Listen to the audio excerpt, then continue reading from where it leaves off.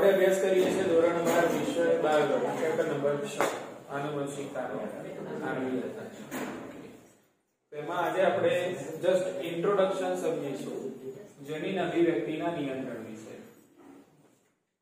જનીન અભિવ્યક્તિનું નિયંત્રણ.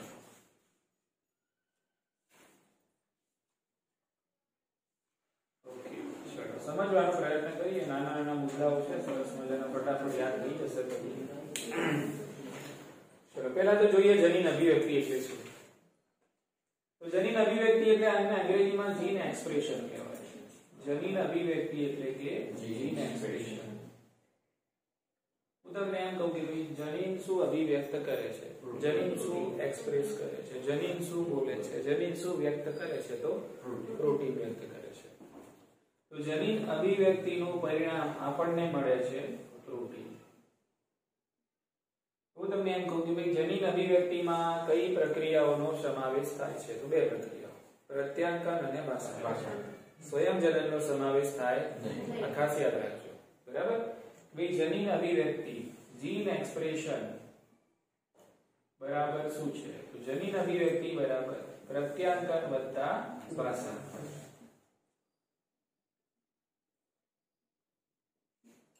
જનીન શું બોલે છે, જનીન શું વ્યક્ત કરે છે, તો આપણને ખબર પડી ગઈ કે ભાઈ પ્રોટીન વ્યક્ત કરે છે. જનીન જ્યારે પણ જાગશે ત્યારે પ્રોટીન પ્રોટીન બોલશે. શું બોલશે? જનીન જ્યાં સુધી સૂતેલો હશે એનો મતલબ એમ કે એ વખતે જનીન અભિવ્યક્ત થતો નથી. જનીન જ્યારે ઓન થશે એટલે કે જનીનનું શું થાય છે, અભિવ્યક્તન થાય છે, એટલે એમાંથી બને છે પ્રોટીન. જનીન અભિવ્યક્તિ શું છે ખબર પડી ગઈ, પણ આપણે સમજવાનું છે એનો નિયમ. ભાઈ જનીન અભિવ્યક્તિ ક્યારે થવી અને ક્યારે ન થવી. બરાબર. કે ભાઈ જનીન અભિવ્યક્તિ થવાની જરૂરિયાત ક્યારે છે, ક્યારે નથી, આ બધું એકદમ રેગ્યુલેટેડ પ્રક્રિયા છે, નિયંત્રિત પ્રક્રિયા છે. માની લો કે આપણે જન્મ થયો, બરાબર, અને જન્મ થતાની સાથે જ આપણા શરીરમાં જનીનો તો છે જ, આપણે બધા જનીનો એક સાથે લઈને આવેલા છીએ. માની લો કે આપણા શરીરના કોષના રંગસૂત્રોમાં 10,000 જીન્સ છે, એટલે કે 10,000 જનીનો છે. તો શું 10,000 જનીનો આપણી જે નાનપણ અવસ્થા છે એ અવસ્થામાં બધા જ જનીનો અભિવ્યક્ત થઈ જશે અને પ્રોટીન બનાવી દેશે? ના, એવું હોતું નથી. As and when required. As and when required એટલે કે જ્યારે જરૂર હોય ત્યારે. બરાબર. કે સમજી લો કે ભાઈ નાનપણની અંદર આપણે જે પ્રોટીનની તમારા શરીરમાં જરૂર છે એ પ્રોટીન બનાવતા જનીનો એ વખતે અભિવ્યક્ત થશે. બરાબર. પણ એના પછી સમજી લો કે આપણી પુખ્તાવસ્થા આવે છે. તો આપણે બધા જાણીએ છીએ કે ભાઈ પુખ્તાવસ્થા નર હોય કે માદા, એની અંદર ઘણા બધા ફેરફારો આપણને થતા જોવા મળે છે. તો પુખ્તાવસ્થાની અંદર તમારે કંઈક વિવિધ પ્રકારના પ્રોટીનની જરૂર પડે, જે પ્રોટીનની જરૂર તમને નાનપણમાં હતી નહીં. બરાબર. એટલે એ જનીનો કે જે પ્રાજનનિક અવસ્થાઓમાં કામમાં આવે છે, બરાબર, અને પ્રજનન લક્ષી પ્રોટીનનું નિર્માણ કરે છે, એ જનીનોની અભિવ્યક્તિ નાનપણમાં નથી થઈ. ક્યાં આવીને થશે? પુખ્તાવસ્થામાં આવીને થશે. ખ્યાલ આવી ગયો? અને જે જનીનો નાનપણમાં તમારે જે પ્રોટીનની જરૂર હતી એ પ્રોટીન માટે જે જવાબદાર જનીનો હતા એ અભિવ્યક્ત થયા નાનપણમાં. પછી એ લોકો એ વખતે એ ઓન હતા, પછી શું થઈ ગયા? ઓફ. એ વખતે આ જનીનો ઓફ હતા, હવે થઈ ગયા ઓન. રેગ્યુલેશન. શું છે? રેગ્યુલેશન. શરીરને જે પ્રમાણે કાર્ય કરવું હોય છે, એટલે કે જ્યારે શરીરને જે કાર્ય કરવાની જરૂર હોય છે એ કાર્ય કરવા માટે જવાબદાર જનીન અભિવ્યક્ત થાય છે. બરાબર ને? કે એટલે જનીનની અભિવ્યક્તિ છે કોષના કાર્યના અનુલક્ષીને થાય છે. જે તે ઉંમરમાં, જે તે અવસ્થાની અંદર, જે તે સ્થિતિમાં જે તે કાર્ય કરવું હોય તો એના માટે જવાબદાર જનીન શું થશે? એક્સપ્રેસ થશે, અભિવ્યક્ત થશે. જરૂર હશે તો અભિવ્યક્ત થશે, નહીં જરૂર હોય તો અભિવ્યક્ત નહીં થાય. હા, તમે જનીનો તો લઈને બધા આવેલા છે. એવું નથી કે ભાઈ 5,000 જનીનો નાનપણમાં આવ્યા, બીજા 2,500 પછી આવે, બીજા 2,500 પછી આવે, એવું થાય નહીં. જનીનનો ઢગલો તો તમે લઈને આવેલા છો, પણ બધા જનીનો at the same time active હોતા નથી, એક જ સમયે અભિવ્યક્ત થતા નથી. જેવી તમારા શરીરની જરૂરિયાત, જે તમારા શરીરને કાર્ય કરવું છે એ પ્રમાણે જનીનો અભિવ્યક્ત થતા રહે છે અને એમની અભિવ્યક્તિ બંધ પણ થતી રહે છે. એટલે જનીન ઓન પણ થઈ શકે છે અને ઓફ પણ થઈ શકે છે. બોલો, ખ્યાલ આવી ગયો કે એટલે આનું આપણે આજે ભણવાનું છે નિયંત્રણ. બરાબર, આમાં આપણે અમુક જ મુદ્દાઓની વાત કરીશું. હવે આમાં પણ આપણને બે ઓપ્શન મળે કે ભાઈ જનીન અભિવ્યક્તિનું મારે નિયંત્રણ સમજવું છે, તો એના માટે મારી જોડે બે કોષો આપશે પાછા, આદિકોષ કેન્દ્રીય અને સુકોષ કેન્દ્રીય કોષ. અને ઓબ્વિયસ છે આદિકોષ કેન્દ્રીય કોષમાં સમજવું સરળ હોય, સુકોષ કેન્દ્રીય કોષમાં જનીન અભિવ્યક્તિનું નિયંત્રણ સમજવું જટિલ હોય. એટલે વૈજ્ઞાનિકો પણ એવો જ પ્રયાસ કરે છે કે સૌપ્રથમ અભિવ્યક્તિનું નિયંત્રણ ક્યાં સમજે છે? આદિકોષ કેન્દ્રીય કોષ ઉપર, અને પછી એને રિલેટ કરે છે કોની સાથે? સુકોષ કેન્દ્રીય કોષ સાથે. તો ભાઈ આ પ્રમાણે જ આમાં પણ જોવા મળે છે કે કેમ, અથવા તો બીજા કયા ફેરફારો સાથે આ વસ્તુ આગળ વધે છે. ઉતરે છે મગજમાં વાત? માની લો કે મારી જોડે છે સુકોષ કેન્દ્રીય કોષ. હવે સુકોષ કેન્દ્રીય કોષમાં મારે જનીન અભિવ્યક્તિનું નિયંત્રણ કરવું છે, તો કેટલા સ્ટેપમાં, કયા સ્તરે, કયા પગથિયે જનીન અભિવ્યક્તિનું નિયંત્રણ કરી શકું છું. બરાબર, તો આપણે જોઈ ગયા સ્ટેપ નંબર 1. સુકોષ કેન્દ્રીય કોષની અંદર કોષ કેન્દ્રમાં માની લો કે રંગસૂત્ર ઉપર આવેલો આ જનીન છે, એટલે કે ડીએનએ છે. બરાબર, સૌપ્રથમ જ્યારે પ્રાથમિક પ્રત્યાંકન થાય છે એટલે કે તરત જ પરિપક્વ મેસેન્જર આરએનએ બને છે સુકોષ કેન્દ્રીય કોષમાં. તરત જ મેસેન્જર આરએનએ બનતો નથી. બરાબર ને? ઓકે, એના પહેલા થાય છે અહીંયા પ્રાથમિક પ્રત્યાંકન. શું થાય છે? એટલે અહીંયા બને છે પ્રાથમિક પ્રત્યાંક. એટલે એને આપણે કહીએ છીએ એચએનઆરએનએ. શું કહીએ છીએ? બરાબર, ઓકે. તો આપણી જોડે એક આ સ્ટેપ છે કે તમે જનીન અભિવ્યક્તિનું નિયંત્રણ આ સ્ટેપમાં પણ કરી શકો છો. જ્યારે શું બને છે? પ્રાથમિક પ્રત્યાંક અનુલેખન ક્રમ, મતલબ અનુલેખન થતું હોય છે, એ વખતે તમે જનીન અભિવ્યક્તિ છે એનું નિયંત્રણ કરી શકો છો. આ એક સ્ટેપ. બરાબર, ઓકે. ચલો, એના પછી શું થાય છે? બીજા સ્ટેપની અંદર આપણે જોઈએ છે તો એચએનઆરએનએ છે એનામાંથી પૂર્વ સંસાધિત અને પરિપક્વ બને છે મેસેન્જર આરએનએ. અને આના માટે મુખ્ય પ્રક્રિયા આપણે જોઈએ આરએનએ સ્પ્લાઇસિંગ. બોલો હા કે ના? આના માટેની પ્રક્રિયા કઈ? આરએનએ સ્પ્લાઇસિંગ. તો એક આ બીજું સ્ટેપ છે કે જ્યાં તમે જનીન અભિવ્યક્તિનું નિયંત્રણ કરી શકો છો. બરાબર, કઈ પ્રક્રિયા? આરએનએ સ્પ્લાઇસિંગ. કે જેમાં પ્રાથમિક પ્રત્યાંકિત આરએનએ માંથી બને છે મેસેન્જર આરએનએ. તો આ લેવલે પણ તમે જનીન અભિવ્યક્તિને કંટ્રોલ કરી શકો છો. ચલો, અહીંયા કંટ્રોલ નથી થતો તો ત્રીજું સ્ટેપ શું આવે છે? તો મેસેન્જર આરએનએ પરિપક્વ બની ગયું. ત્યારબાદ આપણે જોયું કે મેસેન્જર આરએનએ કોષ કેન્દ્રમાંથી નીકળી કોષ રસમાં જાય છે. તો એ પણ એક પ્રક્રિયા છે. એ પણ શું છે? એક પ્રક્રિયા છે. તો એ પ્રક્રિયાનું પણ તમે નિયંત્રણ કરી શકો છો. બરાબર, ઓકે. એટલે હવે આ તમારું જે મેસેન્જર આરએનએ કોષ કેન્દ્રમાં તૈયાર થયું. બરાબર, કે અને કોષ કેન્દ્રમાંથી મેસેન્જર આરએનએ જાય છે ક્યાં? ભાષાંતરની પ્રક્રિયા માટે કોષ રસમાં જાય છે. બોલો, ખ્યાલ આવી ગયો? તો આ પણ એક પ્રક્રિયા છે. બરાબર, તો એને પણ તમે શું કરી શકો છો? નિયંત્રિત, કાબુમાં કરી શકો છો. ચલો, આ વસ્તુ કાબુમાં ના થઈ તો છેલ્લો પડાવ આવે છે આપણી ભાષાંતરની પ્રક્રિયા. કઈ પ્રક્રિયા? હા, કે જેમાં મેસેન્જર આરએનએ છે એનું રૂપાંતરણ પ્રોટીનમાં થાય છે, જેને આપણે કહીએ છીએ ભાષાંતર. એટલે સુકોષ કેન્દ્રીય કોષમાં જનીનની અભિવ્યક્તિનું નિયંત્રણ કરવા માટેના આપણી જોડે 4 પડાવ છે. કેટલા છે? 4 પડાવ છે. બરાબર, 4 સ્તરો છે. એક તો આ પહેલું સ્તર કે જ્યારે શું થાય છે? પ્રાથમિક પ્રત્યાંક અનુલેખન થાય છે ત્યારે. બીજું સ્ટેપ શું? કઈ પ્રક્રિયા? કે જ્યારે આમાંથી બને છે મેસેન્જર આરએનએ. ત્રીજું સ્ટેપ કયું? મેસેન્જર આરએનએ કોષ કેન્દ્રમાંથી કોષ રસમાં જાય છે ત્યારે. અને ચોથું સ્ટેપ કે જ્યારે ભાષાંતરની પ્રક્રિયા થાય છે. આ બધી પ્રક્રિયાઓને આપણે કંટ્રોલ કરી શકીએ છીએ. ઇન ધ સેન્સ કે આપણે આ બધા સ્તરે કંટ્રોલ કરી શકીએ છીએ જનીન અભિવ્યક્તિ. ઈઝી. ચલો, બીજો પડાવ આજની જે સમજણ છે એનો બીજો પડાવ સમજી લઈએ અહીંયા. તો તો જનીન અભિવ્યક્તિનું નિયંત્રણ કેમ થાય છે આપણને ખબર પડી ગઈ કે ચોક્કસ કાર્યો કરવા માટે જ્યારે જરૂર હશે કાર્યોની એ વખતે એ જનીન અભિવ્યક્ત થશે ને ચોક્કસ પ્રકારના પ્રોટીન બનાવશે કાં તો ઉત્સેચક બનાવે કે વોટએવર જે પણ બનાવશે બરાબર એ વખતે કાર્ય અસ્તિત્વમાં આવશે બરાબર ચલો એક ઉદાહરણથી આ વસ્તુને આપણે સમજવાનો પ્રયત્ન કરીએ ઉદાહરણ કયું હશે તમને ખબર પડી ગઈ ઈ કોલાઈ બેક્ટેરિયા બરાબર ને ઓકે મારી જોડે છે ઈ કોલાઈ બેક્ટેરિયા ઈ કોલાઈ બેક્ટેરિયાનું સંવર્ધન હું કરી રહ્યો છું એવા પોષક માધ્યમમાં કે જેમાં છે લેક્ટોઝ શું છે લેક્ટોઝ ઓકે એનો મતલબ એમ કે આ જે બેક્ટેરિયા છે એની અંદર હાજરી આવી ગઈ કોની લેક્ટોઝ હવે લેક્ટોઝ ની હાજરી છે એનો મતલબ એમ કે લેક્ટોઝ આપણે જાણીએ છીએ કે ભાઈ લેક્ટોઝ કાર્બોદિત છે શું છે હા લેક્ટોઝ છે ડાયસેકેરાઇડ છે અને સામાન્ય રીતે આપણે એને લોકો એટલે આદિકોષ કેન્દ્રીય કોષ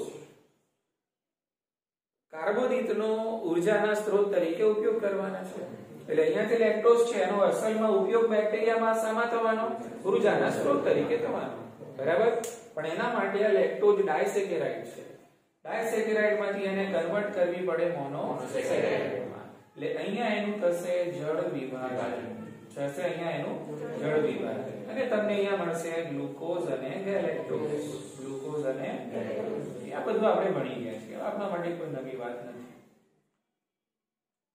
અને આ ગ્લુકોઝ અને ગેલેક્ટોઝ નો પછી ઈ કોલાઈ બેક્ટેરિયા ઉર્જાના સ્ત્રોત તરીકે ઉપયોગ કરે છે પણ એના પહેલા લેક્ટોઝ નું થવું જોઈએ જળ વિભાજન એમાંથી મળશે ગ્લુકોઝ અને ગેલેક્ટોઝ બરાબર હવે આપણે જોઈએ કે આ પ્રકારની પ્રક્રિયાઓ માટે આપણે ઉત્સેચકની જરૂર પડે છે અને આ જે પ્રક્રિયા થાય છે એના માટે જવાબદાર ઉત્સેચક છે બીટા ગેલેક્ટોસાઇડેઝ બરાબર ઉત્સેચક છે એનો મતલબ એમ કે અસલમાં છે તો પ્રોટીન જ ને એની જાત તો કઈ પ્રોટીન કામ ઉત્સેચક જેવું કરે છે એટલે આપણે એ પ્રોટીનને કઈ શ્રેણીમાં મૂક્યું ઉત્સેચક શ્રેણીમાં બાકી છે તો પ્રોટીન ઓકે તો બીટા ગેલેક્ટોસાઇડેઝ ઉત્સેચક છે આ બેક્ટેરિયામાં જોવા મળશે અને એ ઉત્સેચક લેક્ટોઝ નું કરશે જળ વિભાજન અને એમાંથી મળશે ગ્લુકોઝ અને ગેલેક્ટોઝ અને એનો ઉર્જાના સ્ત્રોત તરીકે ઉપયોગ કરશે લેક્ટોઝ હવે તમારે બનાવવું છે બીટા ગેલેક્ટોસાઇડેઝ ઉત્સેચક ઇન ધ સેન્સ કે તમારે બનાવવું છે પ્રોટીન બરાબર હવે આ છે સમજી લો કે બીટા ગેલેક્ટોસાઇડેઝ ઉત્સેચક એટલે કે પ્રોટીન હવે આ બનાવવું છે તો એને બનાવવા માટે જવાબદાર જનીન ઈ કોલાઈમાં હોવો જોઈએ બોલો હા કે ના બરાબર ઈ કોલાઈ બેક્ટેરિયામાં માની લો કે આપણી જોડે આ જનીન છે અને આ જનીનની અભિવ્યક્તિ થશે તો અને તો જ બીટા ગેલેક્ટોસાઇડેઝ ઉત્સેચક બનશે હા કે ના બરાબર ને ઓકે પણ અહીંયા ધ્યાન રાખો આ જનીન છે અત્યારે હાલ ઈ કોલાઈ બેક્ટેરિયામાં છે જનીન બેક્ટેરિયામાં જનીન તો છે જ પણ બેક્ટેરિયામાં લેક્ટોઝ નથી માનો કે બેક્ટેરિયામાં શું નથી લેક્ટોઝ નથી બરાબર ઓકે તો લેક્ટોઝ નહીં હોય તો પછી લેક્ટોઝ નું પાચન કરવાની બી કોઈ જરૂર નથી ઇન ધ સેન્સ કે અહીં આવશ્યકમાં લગી કોઈ સેન્સ છે જ નહીં લેક્ટોઝ નથી નું કોઈ લેક્ટોઝ નું પાચન કરવું છે ક્યાંથી કરીશ બરાબર ને એનો મતલબ એમ કે લેક્ટોઝ નથી તો બીટા ગેલેક્ટોસાઇડેઝ ઉત્સેચક એટલે કે આ પ્રોટીન અભિવ્યક્ત થવાની કોઈ જરૂર નથી ઉત્સેચકની જરૂર નહીં પડે જ્યાં સુધી લેક્ટોઝ નહીં હોય ત્યાં સુધી બરાબર ને ઓકે માની લો કે લેક્ટોઝ નથી જનીન તો હાજર જ છે બીટા ગેલેક્ટોસાઇડેઝ ઉત્સેચકની અભિવ્યક્તિ કરતો જનીન હાજર છે જ પણ લેક્ટોઝ નથી તો ત્યાં સુધી આ જનીન અભિવ્યક્ત નહીં થાય સમજ પડી ને જ્યાં સુધી લેક્ટોઝ હાજર નહીં હોય ત્યાં સુધી આ જનીન અભિવ્યક્ત નહીં થાય અને અભિવ્યક્ત નહીં થાય તો શું નહીં બને કારણ કે આની કોઈ જરૂર જ નથી અત્યારે એટલે આ જનીનને જગાડવાની કોઈ જરૂર નથી સમજ પડી ત્યાં સુધી આ જનીનનું થયું નિયમન શું થયું આ જનીનની અભિવ્યક્તિનું થયું નિયમન કારણ કે એ વખતે એને જરૂર છે લેક્ટોઝ આવે ત્યારે એને જગાડશું બોલો ખ્યાલ આવી ગયો કે નહીં ત્યારે એની આપણે અભિવ્યક્તિની જરૂર પડશે કારણ કે ત્યારે આપણે જોઈશે કયો ઉત્સેચક એટલે હવે જેવો લેક્ટોઝ હાજર થાય છે કે તરત જ આ જનીન ફોર્મમાં આવી જાય છે. ફોર્મમાં ઇન ધ સેન્સ કે આ જનીનનું થશે અભિવ્યક્તન, બરાબર. એટલે આ જનીનમાંથી બનશે બીટા અને આ ગેલેક્ટોસાઇડ પાછળ કરશે મતલબ લેક્ટોઝ છે તો આનું અભિવ્યક્તન થાય છે, બાકી આનું અભિવ્યક્તન તો બંધ જ રહેશે. ઉતરી ગયો મતલબ વાત. એટલે આને કહેવાય એઝ એન્ડ વેન રિક્વાયર્ડ, જ્યારે જરૂર હોય ત્યારે. અહીંયા લેક્ટોઝનું પાચન કરવાના કાર્યની જરૂર પડી એટલે આ જનીન અભિવ્યક્ત થયો. જો ના પડી હોત તો ના થતો. આવી ખબર પડી. એટલે જ્યારે તમારા કોષોની અંદર જે ચયાપચયિક દેહ ધાર્મિક પ્રક્રિયાઓની જે સમય જરૂર પડશે એના માટે જે ઉત્સેચકોને જે પ્રોટીનની જરૂર હશે એના માટે જવાબદાર જે જનીનો હશે અભિવ્યક્ત થશે, બાકી નહીં થાય. ઉતરે છે મગજમાં વાત, બરાબર? ઓકે. તો આ જે નિયમન થયું, શું થયું? આ એક પ્રકારનું નિયમન. લેક્ટોઝ છે તો બેટા ગેલેક્ટોસાઇડેજ છે, બાકી નથી. અને લેક્ટોઝ છે તો આનું અભિવ્યક્તન છે, બાકી નથી. આ જે નિયમન છે એક પ્રકારે કઈ મતલબ કઈ પરિસ્થિતિઓ ઉપર, કેવા પ્રકારની પરિસ્થિતિ ઉપર આધાર રાખે. એટલે કઈ પ્રકારની કહી શકો તમે? દેહ ધાર્મિક પરિસ્થિતિ કહી શકાય, ચયાપચયિક પરિસ્થિતિ કહી શકાય, પર્યાવરણીય સ્થિતિ કહી શકાય, બરાબર. એટલે આના આધારે આનું થતું હોય છે નિયમન. ક્લિયર? હવે ત્રીજો પડાવ સમજી લઈએ આ વસ્તુનો. બોલો, આટલું સમજી ગયા તમે? તો ત્રીજો પડાવ સમજીને આ લેક્ચર પૂરું કરીએ. આપણે ધ્યાન રાખો. આપણે ઉદાહરણ લીધું કયું? ઈ કોલાઈ બેક્ટેરિયા. હવે આ ઈ કોલાઈ બેક્ટેરિયાની અંદર સમજી લો કે આ છે એક ચોક્કસ પ્રકારનો ડીએનએ નો મોટો ખંડ, બરાબર. હવે ડીએનએ છે. હવે આ ડીએનએ નું મારે પ્રત્યાંકન કરવું છે. તો ઓબ્વિયસ છે કે આ ડીએનએ માં આપણે હાજર હોવું જોઈએ પ્રત્યાંકન એકમ. બોલો હા કે ના? ડીએનએ છે. ડીએનએ માં આ સમજી લો કે છે પ્રત્યાંકન એકમ. આપણે જોઈએ પ્રત્યાંકન એકમમાં એક હોય પ્રમોટર. શું હોય? પ્રમોટર. એક સ્થાનમાં સમાન વચ્ચે હોય બંધારણ. એ મુદ્દો જ્યારે આપણે સમજતા હતા ત્યારે મેં તમને કીધું કે ભાઈ પ્રમોટરના અનુપ્રવાહ અને પ્રતિપ્રવાહ ની મતલબ અનુપ્રવાહ અને પ્રતિપ્રવાહમાં કેટલાક નિયામક જનીનો આવેલા હોય છે કે જે આખી પ્રત્યાંકન પ્રક્રિયાનું નિયમન કરે છે, બરાબર ને? સમજો હવે ધ્યાન. આ છે પ્રત્યાંકન એકમ. ચલો, આટલો ભાગ મેં નિર્દેશિત કર્યો છે. આ છે મારો પ્રમોટર, બરાબર. ચલો, અહીંયાથી ચાલુ થાય છે બંધારણીય જનીન. પણ આ જે પ્રમોટર છે ગુજરાતીમાં તમને લખેલું છે પ્રવર્તક. શું લખેલું છે? અથવા તો તમે કહી શકો એને પ્રેરક. શું કહેવાય? પ્રેરક કો ઓકે, પ્રવર્તક કો ઓકે, પ્રમોટર કો ઓકે. આ બધા અલગ અલગ નામથી, બરાબર, એને બોલાવવામાં આવેલું છે. તો આ છે એક પ્રેરક. ચલો, અહીંયા માની લઈએ છે સમાપક. શું છે? આ સમાપક છે. ઓકે, ટર્મિનેટર છે. અને આ તમારો થયો બંધારણીય જનીન. પણ મેં જે વાક્ય હમણાં કીધું યાદ કરો. પ્રમોટરના અનુપ્રવાહ અને પ્રતિપ્રવાહ છે. ત્યાં નિયામક જનીનોની ભરમાર આવેલી હોય છે. એવા ચોક્કસ વિસ્તારો હોય છે, બરાબર, કે જે આખી પ્રત્યાંકનની પ્રક્રિયાનું કરશે નિયમન, બરાબર. તો એવો એક વિસ્તાર અહીંયા હું લખું છું જેને હું કહું છું ઓપરેટર. શું કહું છું? આને ઓપરેટર. હા, આને હું કહું છું ઓપરેટર, બરાબર. ઓકે. અને ગુજરાતીમાં આને કહેવાય પ્રચાલક. શું કહેવાય આને? પ્રચાલક. અથવા તો આના માટે બીજો શબ્દ વપરાયેલો છે ચાલક સ્થાન. શું વપરાયેલું છે? ચાલક સ્થાન. અને હવે આ જે વિસ્તાર ચાલુ થયો આને તમે કહી શકો છો બંધારણીય જનીન. શું કહેવાય આને? બંધારણીય જનીન. ઓકે, આને કહેવાય બંધારણીય જનીન. આની ખબર પડી? હવે જ્યારે આપણે કોઈ પ્રત્યાંકન એકમ છે એનું પ્રત્યાંકન કરીએ છીએ ત્યારે પ્રક્રિયાની અંદર આપણે સમજી ગયા કે આ પ્રમોટર સ્થાને જોડાય આરએનએ પોલિમરેઝ. સમજો શાંતિથી. પ્રમોટર સ્થાને જોડાઈશું આરએનએ પોલિમરેઝ ઉત્સેચક. આરએનએ પોલિમરેઝ અહીંયા જોડાશે. ત્યારબાદ બંધારણીય જનીનનું થશે પ્રત્યાંકન, બરાબર ને? અને આનું પ્રત્યાંકન થશે એટલે આમાંથી એ ડીએનએ માંથી બનવાનું આપણને મળશે શું? Messenger RNA. આનું ભાષાંતર થશે એટલે મળશે આપણને પ્રોટીન. આ સિસ્ટમ છે, બરાબર. આ કેલા હવે પ્રમોટર સ્થાને એટલે કે પ્રવર્તક સ્થાને આ વિસ્તારમાં આરએનએ પોલિમરેઝની ક્રિયાશીલતા, એટલે અહીંયા આરએનએ પોલિમરેઝ જોડાશે કે નહીં જોડાઈ શકે.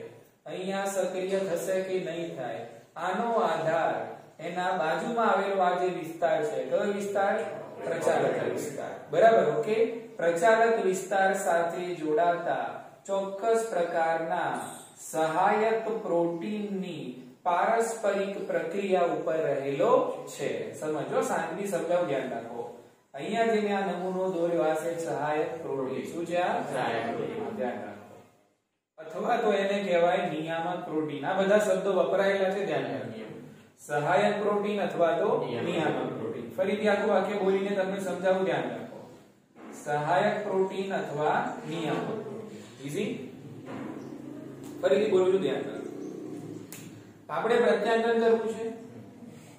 પ્રત્યાંગન કરવું છે તો આપણે પ્રમોટર સ્થાને જોડવો છે કોને આરએનએ પોલિમરેઝ બરાબર તો આરએનએ પોલિમરેઝ પ્રમોટર સ્થાને જોડાશે કે નહીં જોડાઈ શકે આરએનએ પોલિમરેઝની ક્રિયાશીલતા આ બધું જ નક્કી કરે છે કોણ તો પ્રવર્તક વિસ્તારની નજીક જોડાતું હોય છે કયું પ્રોટીન સહાયક પ્રોટીન આ સહાયક પ્રોટીનની ઓપરેટર સાથેની પારસ્પરિક ક્રિયાઓથી નક્કી થશે કે પ્રમોટર સ્થાને આરએનએ પોલિમરેઝ જોડાશે કે નહીં જોડાય એટલે આવી ગયો એટલે બધું જે પ્રત્યાંકનની આ જે પ્રક્રિયા છે પ્રત્યાંકનની પ્રક્રિયા માટે આ ડીએનએ ના ખંડ ઉપર એવા કેટલાક પ્રભાવી વિસ્તારો આવેલા હોય છે અને પ્રભાવી વિસ્તારો એટલે માની લો કે ઓપરેટર શું છે ઓપરેટર આવા પ્રભાવી વિસ્તારો આવેલા હોય છે કે જે પ્રત્યાંકનની પ્રક્રિયાને નિયંત્રિત કરે છે ખ્યાલ આવી ગયો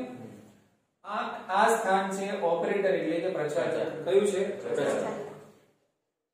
પ્રચાલક સ્થાન સાથે અહીંયા જોડાયો છે કયો અણુ સહાયક પ્રોટીન અથવા તો નિયામક પ્રોટીન પ્રચાલક સાથેની સહાયક પ્રોટીનની પારસ્પરિક ક્રિયાઓ દ્વારા નક્કી થશે કે પ્રમોટર સાથે જોડાશે કોણ આરએનએ પોલિમરેઝ જોડાશે કે નહીં જોડાય એ આની ક્રિયાથી નક્કી થશે ઉતરી મગજમાં સમજાય છે ઓકે એટલે આ જે પ્રમોટર છે એટલે કે પ્રવર્તક છે એ આરએનએ પોલિમરેઝ માટે અવેલેબલ છે કે નહીં એટલે કે આ વિસ્તારમાં આરએનએ પોલિમરેઝ જોડાશે કે નહીં પ્રમોટર સ્થળ આરએનએ પોલિમરેઝ માટે અવેલેબલ છે કે નહીં આનો આધાર ઓપરેટર સાથે જોડાતા એટલે પ્રચાલક એટલે કે ચાલક સ્થાન સાથે જોડાતા કોની ઉપર રહેલો છે સહાયક પ્રોટીન અથવા તો નિયામક પ્રોટીનની પારસ્પરિક ક્રિયાઓ ઉપર રહેલો છે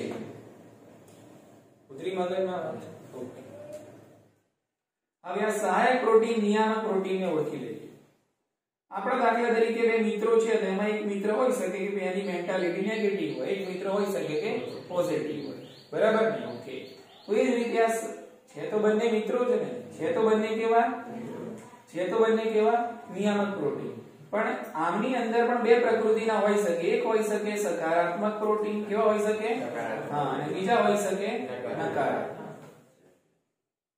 એક નકારાત્મક અને બીજા સકારાત્મક એટલે કે એક્સાઇટેડ એટલે કે ક્રિયાશીલ શું કહી શકીએ આપણે ક્રિયાશીલ બરાબર અને નકારાત્મક એટલે કે નિગ્રાહક સમજો અહીંયા જે ઓપરેટર સાથે આ જે પ્રોટીન જોડાય છે એ પ્રોટીનને આપણે કીધું શું સહાયક પ્રોટીન અથવા નિયામક પ્રોટીન અને આ બંનેની પારસ્પરિક ક્રિયાથી નક્કી થશે કે આરએનએ પોલિમરેઝ આ પ્રમોટર સ્થાનને પ્રાપ્ત કરશે કે નહીં કરે જો પ્રાપ્ત કરી લેશે તો પ્રત્યાંકન ચાલુ થઈ જશે અને જો આરએનએ પોલિમરેઝ અહીંયા એડ નહીં થાય તો પ્રત્યાંકન ચાલુ નહીં થાય બરાબર એનો આધાર અહીંયા રહેલો છે એનો આધાર ઓપરેટર જોડે છે કોની જોડે છે ઓપરેટરની પ્રોટીન સાથેની પારસ્પરિક ક્રિયાઓ પર છે અને આ પ્રોટીન બે પ્રકૃતિનો હોઈ શકે આ પ્રોટીન કેટલી બે પ્રકૃતિનો હોઈ શકે એક કેવી સકારાત્મક એટલે કે ક્રિયાશીલ અને બીજી નકારાત્મક અથવા તો નિગ્રાહક આલી ખબર પડી ઓકે હવે માની લઈએ આપણે કે નકારાત્મક પ્રોટીન એટલે કે આ જે નિગ્રાહક પ્રોટીન છે એ ઓપરેટર સાથે જોડાયેલું છે એટલે અહીંયા આ જે મેં જોડ્યું એને હું નામ આપું છું છે સહાયક પ્રોટીન પણ આ સહાયક પ્રોટીનની પ્રકૃતિ કેવી છે નિગ્રાહક છે એટલે આ જે પ્રોટીન જોડાયો એ કયો છે નિગ્રાહક પ્રોટીન બોલો સમજ્યા? હવે ધ્યાન રાખજો. તો નિગ્રાહક પ્રોટીન જ્યાં સુધી ઓપરેટર સ્થળે જોડાયેલો હશે એટલે કે પ્રચાલક સ્થાને જોડાયેલો હશે ત્યાં સુધી ઓપરેટરની સ્વિચ બંધ રહેશે. કેવી રહેશે? અને ઓપરેટરની સ્વિચ બંધ હશે ત્યાં સુધી આરએનએ પોલિમરેઝને પ્રમોટર સાથે જોડાવાની અવેલેબિલિટી મળશે નહીં. એટલે ત્યાં સુધી પ્રમોટર સાથે આરએનએ પોલિમરેઝ જોડાશે નહીં. અને નહીં જોડાય તો આ જનીનની અભિવ્યક્તિ થતી નથી. આલી ખબર પડી એમ? હા કે ના?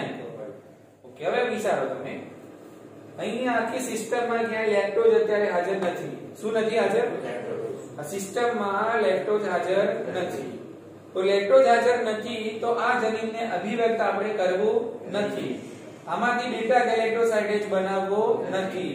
તો અભિવ્યક્ત ના થાય ત્યાં સુધી આના ઓપરેટર સાથે જોડી દેવો પડે તમારે. કયો પ્રોટીન? નિગ્રાહક પ્રોટીન. એટલે જ્યાં સુધી લેક્ટોઝ નહીં હોય ત્યાં સુધી આ જે ડીએનએ નો ખંડ છે જેના માટે શબ્દ વપરાયો છે ઓપેરોન. કયો શબ્દ છે? ઓપેરોન. યાદ રાખજો. બરાબર? તો આ જે આખો ક્રમ છે એને શું કહેવાય છે? ઓપેરોન. બરાબર? કે તો જ્યાં સુધી લેક્ટોઝ નથી ત્યાં સુધી આને સૂતેલો જ રાખવો છે આપણે. આને અભિવ્યક્ત કરવો નથી. એટલે આ ઓપેરોન ની અંદર આ જે ઓપરેટર છે એ ઓપરેટર સ્થાને અહીંયા જોડી દઈએ છે આપણે નિગ્રાહક અણુ. એટલે જ્યાં સુધી લેક્ટોઝ નહીં હોય ત્યાં સુધી નિગ્રાહક અણુ કોની સાથે જોડાયેલો રહેશે? ઓપરેટર સાથે. અને જ્યાં સુધી ઓપરેટરની સ્વિચ બંધ હશે એટલે કે નિગ્રાહક અણુ આની સાથે જોડાયેલો છે એનો મતલબ ઓપરેટરની સ્વિચ બંધ છે. બરાબર? અને તેથી પ્રમોટર સ્થાને કોણ નથી જોડાતું? એટલે ત્યાં સુધી આ જનીન અભિવ્યક્ત થશે. સમજો પડી? ચલો હવે આવે છે પિક્ચરમાં લેક્ટોઝ. કોણ આવે છે? લેક્ટોઝ. એટલે હવે આ જનીનને અભિવ્યક્ત થવાની જરૂર પડે છે. એટલે હવે શું થશે? તો આ નિગ્રાહક પ્રોટીન જે ઓપરેટર સ્થાને જોડાયેલો છે હવે એ નિગ્રાહક પ્રોટીન સાથે જોડાઈ જશે લેક્ટોઝ. શું જોડાશે? લેક્ટોઝ. બરાબર ને? નિગ્રાહક પ્રોટીન જોડાયેલો હતો કોની સાથે? ઓપરેટર સાથે. બરાબર? પણ આ નિગ્રાહક પ્રોટીન હવે ઓપરેટરની જગ્યા ખાલી કરે છે અને ઓપરેટરની જગ્યાએ એ નિગ્રાહક અણુ લેક્ટોઝ સાથે જોડાય છે. આટલી સમજણ પડી? એટલે ઓપરેટરની સ્વિચ ઓફ હતી ઓન થઈ ગઈ. ઓપરેટરની સ્વિચ કેવી થઈ? ઓન થઈ. પહેલા ઓફ હતી હવે કેવી થઈ? ઓન થઈ. સમજાયું ને? એટલે હવે આરએનએ હવે આ પ્રમોટર સ્થાને જોડાઈ શકશો તમે. કોને? RNA polymerase. સમજાયું? અને આરએનએ પોલિમરેઝ અહીંયા જોડાયો એટલે હવે બંધારણને જનીનમાંથી ચાલુ થઈ ગયું મેસેન્જર આરએનએ નું પ્રત્યાંતર. પ્રત્યાંતર થઈ એટલે શું બન્યું? પ્રોટીન. એટલે શું બન્યું? માની લો કે બીટા ગેલેક્ટોસાઇડેજ ઉત્સેચક બન્યું. આ પ્રોટીન બન્યું શું બન્યું? બીટા ગેલેક્ટોસાઇડેજ ઉત્સેચક બન્યું. બરાબર? અને આ બીટા ગેલેક્ટોસાઇડેજ ઉત્સેચક બન્યું એટલે હવે આ ઉત્સેચક કોનું પાચન કરશે? લેક્ટોઝ નું પાચન કરશે. એટલે લેક્ટોઝ છે તો આને અભિવ્યક્ત થવાની જરૂર છે. બાકી છે એટલે લેક્ટોઝ ની હાજરીમાં જ આ જનીન શું થશે? અભિવ્યક્ત થશે. બાકી થશે બાકી એની સ્પીચ કેવી રહેશે? ઓફ થશે. ઉધરી મગજમાં વાત છે. ખ્યાલ આવી ગયો ને? એટલે આ જે આખી ઓપેરોન તમને જે ઈ કોલાઈ બેક્ટેરિયામાં જોવા મળે છે કે જે નિયંત્રિત થાય છે લેક્ટોઝની હાજરી અને ગેરહાજરીના કારણે. તો આ જે ઓપેરોન છે એને કહેવાય લેક ઓપેરોન. શું કહીશું આપણે? આ ઓપેરોનને કહીશું આપણે લેક ઓપેરોન. બરાબર? અને આવી જ રીતે બેક્ટેરિયામાં ઘણી બધી ઓપેરોન આપણને જોવા વિસ્તૃતમાં આપણે પછીથી અભ્યાસ કરીશું. એનો આજે નથી કરવાનો. બરાબર? પણ આ એક બેક્ટેરિયામાં જોવા મળતી શું છે? લેક ઓપેરોન છે. બરાબર ને? ઓકે. કે જે નિગ્રાહક અણુથી નિયંત્રિત થાય છે. એટલે અહીંયા જે પ્રોટીન છે કયું છે? નિગ્રાહક પ્રકૃતિનું છે, નકારાત્મક છે. એટલે આ જનીન કેવો રહ્યો? બંધ રહ્યો. જો આની જગ્યાએ શું હોત? સકારાત્મક હોત તો જ્યાં સુધી આ જોડાયેલો હોત ત્યાં સુધી આની અભિવ્યક્તિ ચાલુ રહેતી. સમજાયું ને? અહીંયા તમે જે સહાયક પ્રોટીન ઓપરેટર સાથે જોડ્યો છે એ સહાયક પ્રોટીન તો કેવો છે? નકારાત્મક છે, નિગ્રાહક. એટલા માટે આખી આ સિસ્ટમ બંધ પડી છે. એટલે ઓપરેટર છે એની સ્વિચ કેવી છે? બંધ છે. બરાબર ને? જ્યારે આ નિગ્રાહક અણુ કોની સાથે જોડાઈ જાય? લેક્ટોઝ સાથે. આ સ્વિચ ઓન થઈ જાય. હવે આરએનએ પોલિમરેઝ છે બધા દાગીના જોડાવાનું ચાલુ થઈ જશે અને આખી એસેમ્બલી ચાલુ. બરાબર? તો આવી રીતે દરેક ઓપેરોન માટે ચોક્કસ પ્રકારના હોય ઓપરેટર. દરેક ઓપેરોન માટે ચોક્કસ પ્રકારના ઓપરેટર હોય અને ઓપરેટર સાથે જોડાવા વાળા ચોક્કસ પ્રકારના હોય નિગ્રાહક અણુ. શું હશે? નિગ્રાહક અણુ એટલે કે તમે કહી શકો સહાયક પ્રોટીન. બોલો ખ્યાલ આવી ગયો? અહીંયા આપણે લીધી લેક ઓપેરોન. કઈ લીધી? એટલે આ ઓપરેટરને કહેવાનું લેક ઓપરેટર અને આ અણુને કહેવાનું લેક નિગ્રાહક અણુ. શું કહેવાય? લેક નિગ્રાહક અણુ. સમજાયું ને? નામ ખાલી આગળ શું આપવાનું આપણે? લેક. અહીંયા LAC લેક એટલે લેક્ટોઝ છે, લાખ નહીં. શું? લેક્ટોઝ. એ પણ ક્લિયર કરવું. આ પ્રશ્ન પૂછાય છે આવો કે lake means what? Okay, lake નો અર્થ શું છે? લેક્ટોઝ છે, લાખ છે, વોટએવર શું છે? બરાબર. તો લેક નો મતલબ થાય લેક્ટોઝ. કારણ કે આખી આ જે ઓપેરોન છે, ઓપેરોનનો ઓન અને ઓફ થવાનો આધાર લેક્ટોઝની હાજરી અને ગેરહાજરીથી નિયંત્રિત થતો હોય છે. બોલો કોઈ ડાઉટ આમાં? ખ્યાલ આવી ગયો? હવે વિસ્તૃતમાં આપણે સોમવારે જોવાનું છે કઈ ઓપેરોન? લેક ઓપેરોન. હજુ વિસ્તૃતમાં આપણે અભ્યાસ કરીશું.